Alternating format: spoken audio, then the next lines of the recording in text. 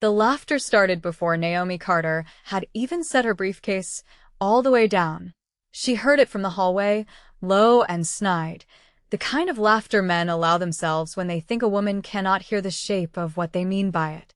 She heard the words "new bodyguard," and then she heard someone repeat it back with a snort, like the phrase itself was the punchline. Naomi did not slow her stride. She had spent 6 years in close protection work, 2 of them overseas, and she had learned a long time ago that the men who laughed loudest in a room were rarely the ones worth watching. The ones worth watching stayed quiet. She pushed open the door to the top-floor conference room of the On Group's Seoul headquarters and stepped into a wall of expensive cologne and unearned confidence. A dozen men in dark suits sat around a black marble table so polished it threw their own reflections back at them, and at the center of it, carved into the surface like a warning nobody had bothered to remove, sat a human skull cast in gold, catching the morning light off the window behind it. A skull on a boardroom table. She filed that detail away the way she filed everything, without comment, without expression, because showing a reaction was the first mistake amateurs made in rooms like this. At the head of the table sat the man she had been hired to protect. On Jun-ho did not look up when she entered, and that alone told her more about him than any dossier could have. Men who needed to prove themselves looked up. Men who already owned the room did not bother. His suit was midnight navy, cut close enough to suggest it had been made for no other body but his hands folded loosely on the table in front of him, a plain platinum watch at his wrist worth more than her last apartment. His eyes, when they finally lifted to meet hers, were a flat, dark brown that gave away absolutely nothing, and there was a thin white scar along his jaw that caught the light when he turned his head, old and precise, the kind of scar that came from a blade, and not an accident. "You're the new one," one of the men said, not bothering to stand. He was younger, broad-shouldered, the kind of handsome that came with the assumption that nobody would ever tell him no. He looked her up and down the way men like him always did, slow and dismissive, cataloging her size before he bothered cataloging anything else about her. They said they were sending protection. I did not realize they meant a woman built like she could bench press the building. The laughter that followed was ugly in the way casual cruelty always is, easy and practiced, like they had done this before to someone else and gotten away with it clean. Naomi did not flinch. She had absorbed worse from better-trained men than this. She set her briefcase down at the foot of the table with deliberate quiet and let her eyes move once around the room, cataloging exits, cataloging hands, cataloging who was armed and who was only pretending to be dangerous. "I was sent because I am qualified," she said. Her voice did not rise. It did not need to. "Whether that is a problem for you is not something I was hired to manage." Jun-ho's gaze had not left her since she walked in, and something in his expression shifted, not warmth exactly, but attention, the specific kind a man paid when something did not match the shape he expected it to take. He raised one hand slightly, and the room's laughter died as fast as it had started, cut off like a switch had been thrown. "Enough," he said. 2 words. The temperature of the room changed with them. The younger man who had spoken first, a lieutenant named Yoon-suk-won according to the file Naomi had memorized on the flight in, straightened in his chair, but did not fully lose the smirk. "With respect, boss, I've seen her file. Firearms, close quarters surveillance. Fine credentials. But the men who tried to kill you last month were professionals. I don't think credentials matter as much as build in a real fight, and no offense to her, but she is not built like a fighter." Naomi felt the old, familiar heat rise in her chest, the one that had followed her through every assignment where a man decided her body was a more useful data point than her record. She let it pass through her without touching her face. Reacting was what he wanted. Reacting was what all of them wanted, proof that the joke had landed somewhere soft. Instead, she moved. It happened fast enough that half the room did not process it until it was over. She crossed the distance to Yoon-suk-won's chair, caught his wrist as he reached instinctively to push back from the table in surprise, and used his own leverage against him to pin his hand flat to the marble, her thumb pressed into the pressure point below his knuckle hard enough to make him hiss through his teeth. It lasted perhaps 2 seconds. She released him just as fast, stepped back, and straightened her jacket like nothing at all had happened. Build does not stop a bullet, she said. Neither does an opinion. I am not here to be liked. I am here because a man tried to put 3 rounds into your employer's chest last month, and someone in this room decided competence still needed to be argued for. She looked around the table once, slow, unhurried. I don't argue. I demonstrate. The silence that followed had a different texture than the laughter before it. Jun-ho had not moved, had not so much as leaned forward, but something in his stillness had sharpened.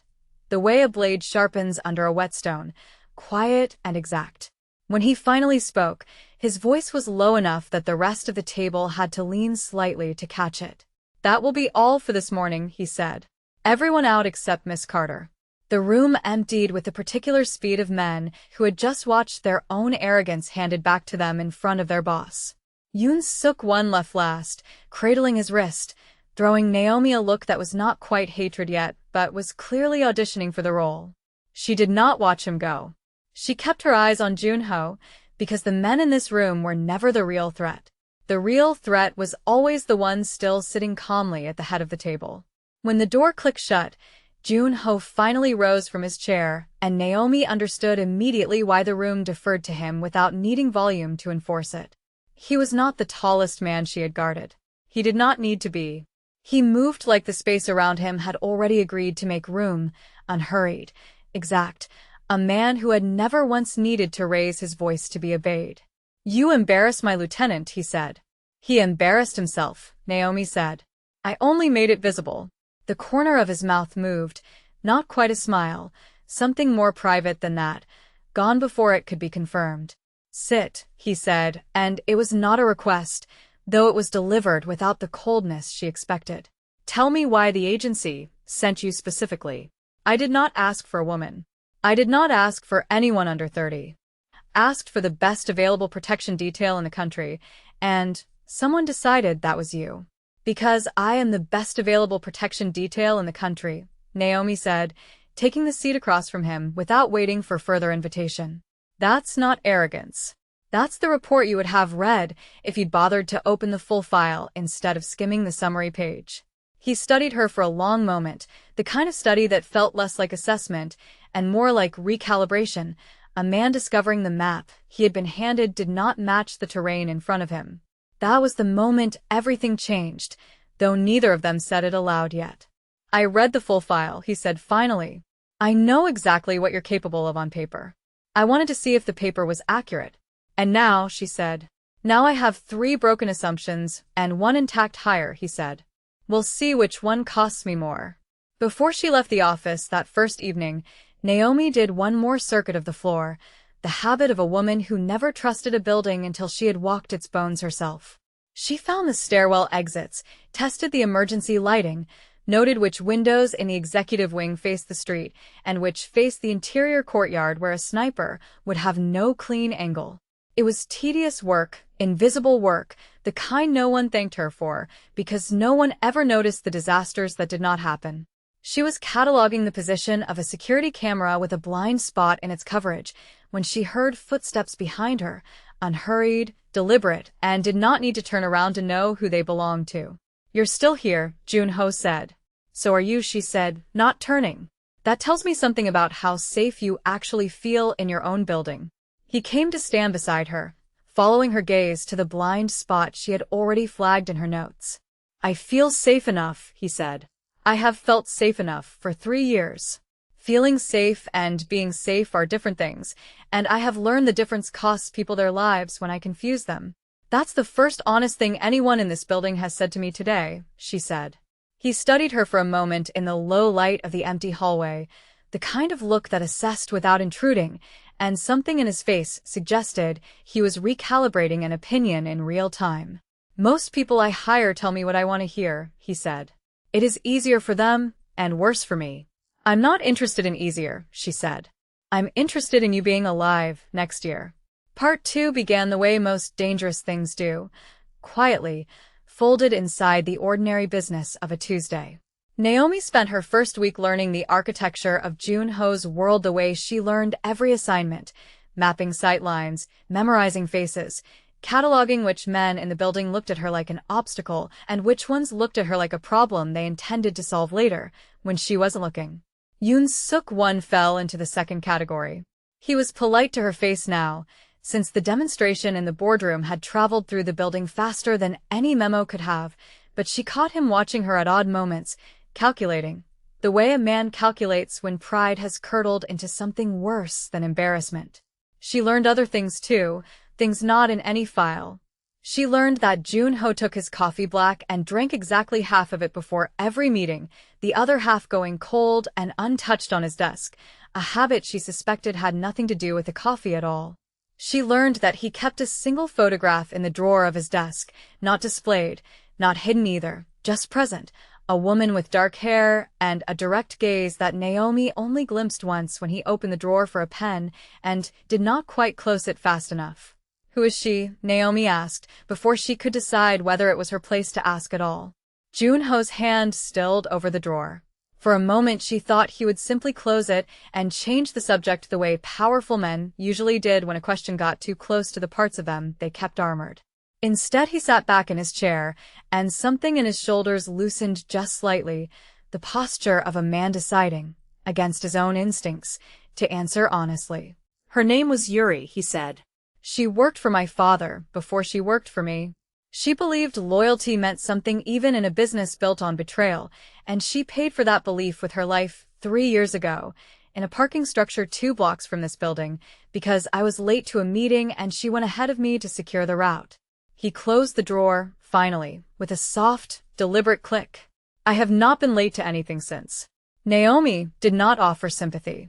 She understood instinctively that sympathy was not what he wanted, and possibly not what he could tolerate without the whole careful structure of his composure beginning to crack at the seams. Instead she said, "That's not a wound you've healed. That's a wound you've built a business model around." His eyes came up to hers, sharp, assessing, and for the first time since she'd arrived, something that looked almost like surprise crossed his face.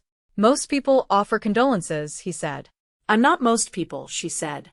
I'm the one standing between you and the next Yuri.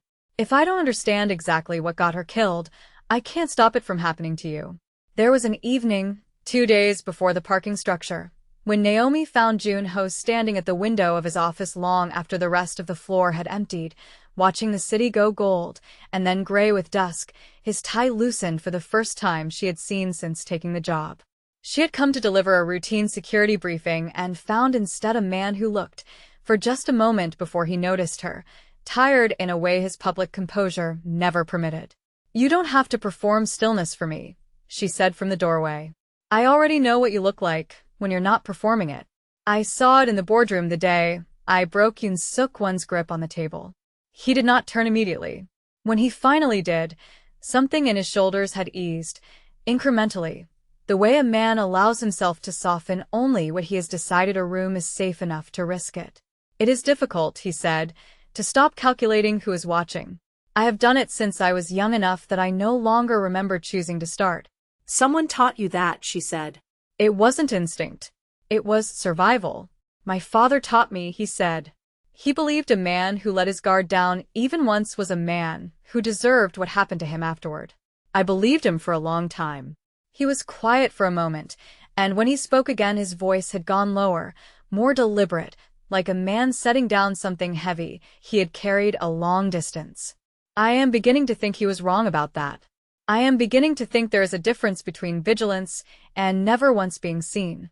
Naomi did not fill the silence that followed with reassurance. She simply stood with him at the window, watching the same skyline he watched, and let the quiet between them do the work that words would only have cheapened. That was the moment, she would think later, when the calculation in her chest had started keeping 2 separate ledgers, one for the job and one for something she had not yet given herself permission to name.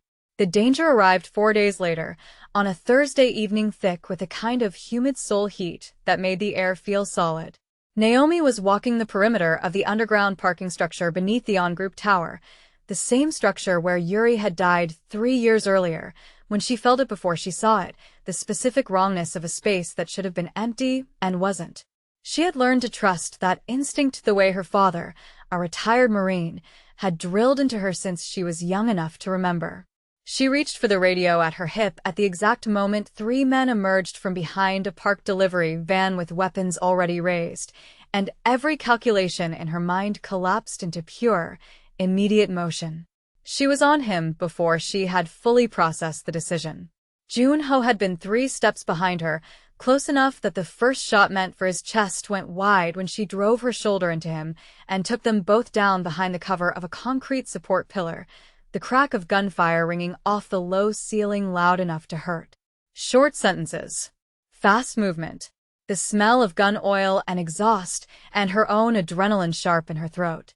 "Stay down," she said, and it was not a suggestion. Jun-ho did not stay down. He came up beside her instead, drawing a pistol from beneath his jacket with the calm precision of a man who had done this before and would do it again without flinching, and together they returned fire in a rhythm that felt less like coordination and more like recognition. 2 people who moved through violence like it was a shared language. Neither had expected the other to speak fluently. One of the attackers went down. A second retreated toward the exit ramp. The third circled wide, trying to flank them from behind a row of parked cars, and Naomi caught the motion in her peripheral vision half a second before Jun-ho did. She did not think.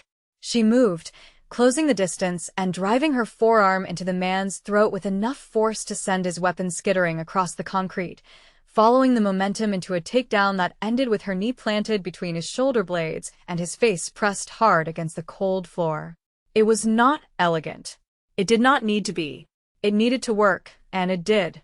When the structure finally went silent except for their own ragged breathing, Jun-ho crossed to where she knelt, offering a hand she did not entirely need but took anyway, and for one suspended second, pulled upright too fast, she ended up close enough to feel the heat radiating from his chest through the thin fabric of her shirt, close enough to see that his composure, that legendary stillness the entire building organized itself around, had a crack running straight through it now, visible only to her.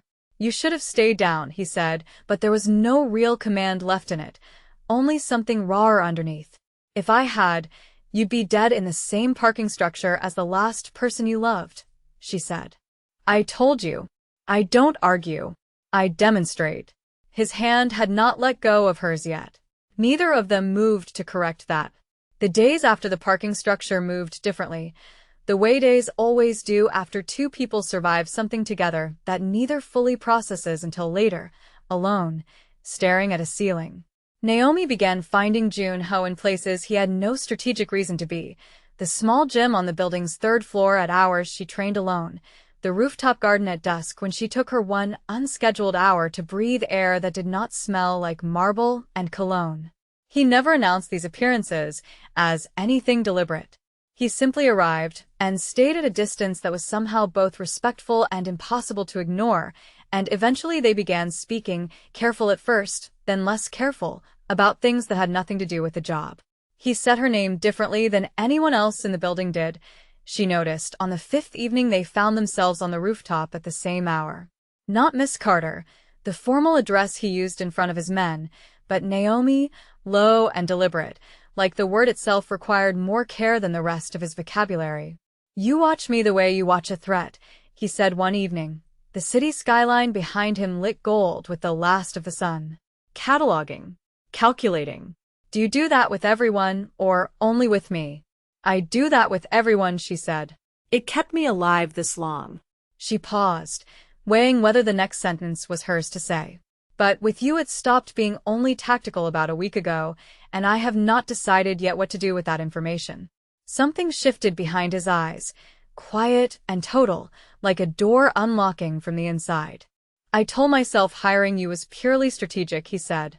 "Best available detail in the country, nothing more. I have stopped believing that as of tonight."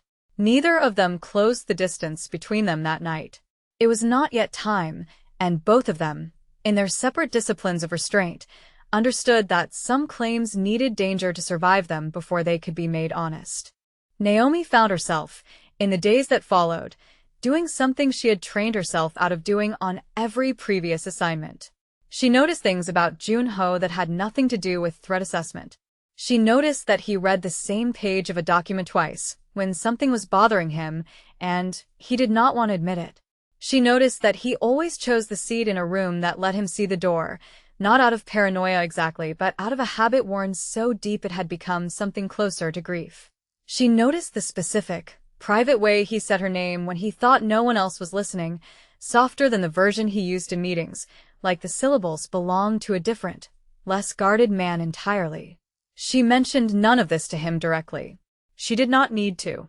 He seemed to know, in the way people who have survived violence together always seem to know things about each other that were never spoken aloud, and one evening on the rooftop, watching the last commuter trains cut bright lines through the dark city below them, he reached over and set his hand briefly over hers where it rested on the railing. Nothing more than that, no declaration, no demand, only the simple fact of contact freely offered and freely accepted. Neither of them spoke about it afterward. Neither of them needed to. The betrayal surfaced 9 days later. Buried inside a shipment manifest, Naomi had insisted on reviewing herself after the parking structure attack made her trust nothing routed through normal channels. She found the discrepancy at 2 in the morning, 3 names on a security clearance list that should never have existed, cross-referenced against access logs that put one particular man in the building during every window when Junho's schedule had been leaked to the men who'd ambushed them. Yoon Suk-won's signature sat at the bottom of the falsified clearance, small, deliberate, the kind of signature a man leaves when he assumes no one will ever look closely enough to find it. She brought it to Junho before dawn, and watched something in him go very still and very cold when he saw his own lieutenant's name attached to the leak that had nearly gotten him killed. "He was my father's man before he was mine," Junho said quietly. "I trusted him, because loyalty was supposed to be inherited in this business, passed down like a debt. I was wrong. We confront him together," Naomi said, and there was no negotiation in her voice, only certainty. "Not because I doubt you can handle it. Because I have earned the right to be in that room when it happens, the same way I earned the right to know exactly what almost got you killed." The confrontation happened that same morning, in the boardroom where the skull still sat catching the light on the black marble table, where the laughter had started 11 days earlier and had long since gone quiet. Junho laid the falsified clearance sheet on the table, without preamble, and asked Yoon Suk-won to explain his own signature. The lieutenant's composure held for exactly 3 seconds before it broke entirely, and in the scramble that followed, in the desperate reach for the weapon he kept holstered beneath his jacket, it was Naomi who closed the distance first, catching his wrist mid-draw and redirecting the motion hard enough to send the gun skidding harmlessly across the marble and into the base of the golden skull with a sound like a bell. It was over in under 4 seconds. It did not need to be elegant. It needed to work, and it did. Yoon Suk-won was taken by Junho's remaining loyal men, dragged out still shouting justifications about debts owed to the rival faction he'd been feeding information to, confirming in furious, cornered detail exactly how deep the betrayal ran and exactly how close it had come to costing Junho everything. When the room emptied, when the boardroom returned to something resembling silence, Junho crossed to where Naomi stood, and for the first time since she had walked through that door 11 days earlier to the sound of men laughing at her, he did not maintain a single inch of professional distance. "You said you don't argue," he said. "You demonstrate." He was close enough now that she could see the exact place his composure had finally, completely given way. "I am done pretending what I feel for you is only gratitude, or strategy, or the residue of nearly dying together in a parking structure. You are the first person in 3 years who made me remember what it felt like to trust someone without calculating the cost of that trust first." Naomi did not answer with words. She reached up, closing the last of the distance herself, deliberate and certain in a way that left no question about whether she was choosing this or simply allowing it to happen to her. "It costs something to get here," she said against him. "It always does in a world like this." "It did," he agreed. Yoon Suk-won's betrayal would cost him everything the organization's justice demanded, and Junho would carry the particular weight of having trusted the wrong man twice now in his lifetime, a cost that did not simply disappear because the truth had finally surfaced. "But some costs," he said quietly, "are worth paying for what remains standing on the other side of them." He looked at her a moment longer, as if measuring exactly how much of himself he was prepared to hand over to the answer. "I would pay it again tomorrow," he said, "if the alternative was never having found out what you are." That night, once the building had finally emptied and the last of Junho's men had confirmed the perimeter clean, Naomi found him back in his office, standing again at the window where she had first seen him unguarded weeks earlier. The city looked different now, or maybe she looked at it differently. The gold light no longer just scenery but something that belonged, however briefly, to both of them. "I owe you an apology," he said, without turning around. "Not for tonight. For the first morning. I let Yoon Suk-won speak about you the way he did, and I said nothing until you had already handled it yourself. That was a failure of leadership before it was anything else. You didn't owe me protection from an opinion," she said, crossing to stand beside him. "I've survived worse than a room full of men underestimating my body. I've survived it my whole life, in rooms far less polished than this one, from people who never once had the excuse of a boardroom skull to blame for their manners. What you owe me is not repeating the mistake of trusting the wrong people, because I nearly paid for that mistake in a parking structure with you." He turned to face her then, and the careful architecture he wore for the rest of the world had finally come down. "I do not apologize easily," he said. "Ask anyone who has worked for me for longer than a week. When I do, it is because I have run out of other ways to say what I mean."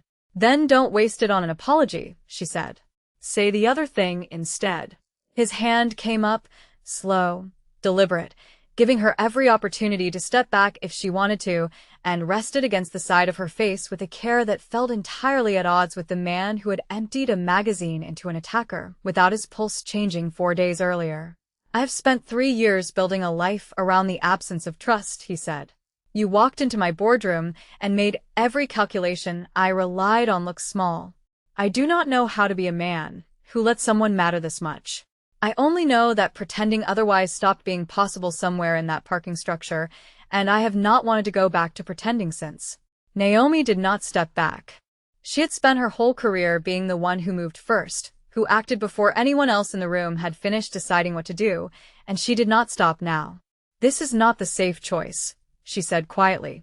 "Loving a man in your position is not a safe choice for anyone." "I have never once offered you safe," he said. "I offered you honest. Naomi Carter, I would rather stand in danger with you than stand in comfort with anyone else in the city." She closed the last of the distance herself then, deliberate, unhurried, the same way she did everything that mattered, and when their hands finally found each other fully, laced together instead of merely brushing, it did not feel like the culmination of 11 dangerous days so much as the quiet, inevitable beginning of everything that would come after them. In the weeks that followed, the building learned a new shape of respect for the woman they had once laughed at in a boardroom.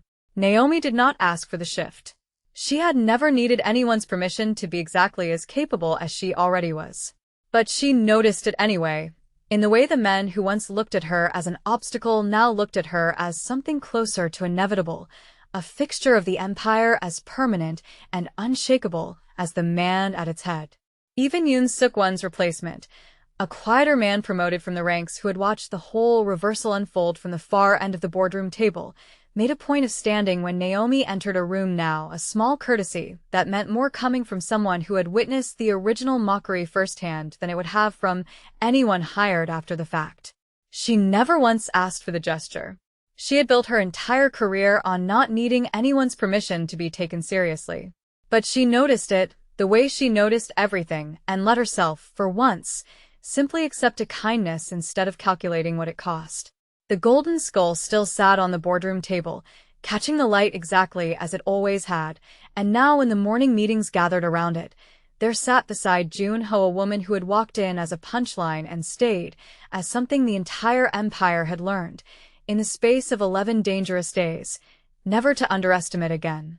She kept her seat at his right hand not because he had given it to her, but because she had earned it the same way she earned everything, by demonstrating rather than arguing, by proving rather than asking, and when their eyes met across that black marble table each morning, there was no need for either of them to say aloud what both of them had already, quietly, decided to keep.